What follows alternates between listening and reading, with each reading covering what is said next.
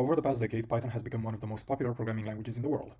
One of the main reasons for this growing popularity is the increasing demand for data science and data scientists. If you want to learn Python for data science, there are a few things you need to focus on. First, you should learn to work with numbers in Python and learn the operations associated with numbers, such as addition, multiplication, and division. Secondly, you will learn about strings of characters that are used to hold words and texts within Python programs. When you want to work with multiple numbers or string at a time, you would want to encapsulate them within a list. You can access individual elements within the list using indexing, starting from 0. In the case of the list squares, the first element in the list is 1 at the index 0. Now that we know a few fundamental data structures within Python, we need to learn about control flow. Say you want to do an operation multiple times while a condition is being satisfied.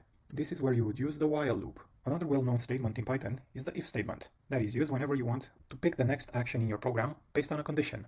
In this program, we ask the user to input a number within the program. If the number is negative, we change it to 0. If it's equal to 0, we simply print 0. If it's equal to 1, we print single, and if it's higher than 1, we print more. Another loop statement in Python is for. It allows us to iterate over collections of elements, such as lists. In this case, we're iterating over a list of strings called words, and we print each individual word in the list together with the length of that string. Python has several other data types, such as tuples, sets of unique elements, as well as dictionaries of key-value pairs. If we want to reuse a block of multiple instructions, we can use functions. To define a function, we use the keyword def, followed by the name of the function and the parameters of the functions that are passed each time we call the function. In this example, we define a function that will write the Fibonacci series up to n, where n is the parameter of the function.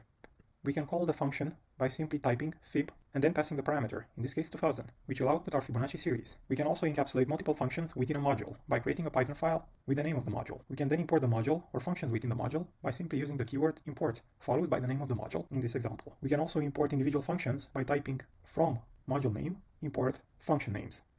To import all the methods within a module, we simply do from module name import star. Last but not least, Python also allows us to define classes and objects. In this example, we define a class called dog with a constructor method that receives the name parameter and sets the instance variable name to the value within that parameter.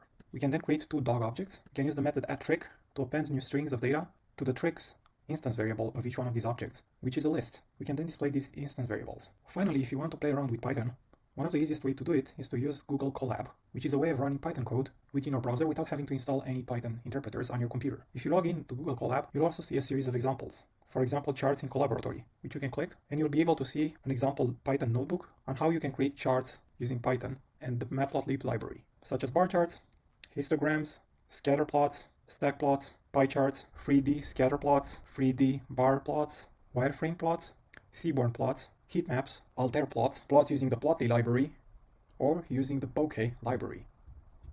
If you found this video series useful, please don't hesitate to hit that like button. It will really help me a lot. If you want to stay up to date with my future videos, please subscribe to the channel so you can get notified whenever I release new videos. Thank you.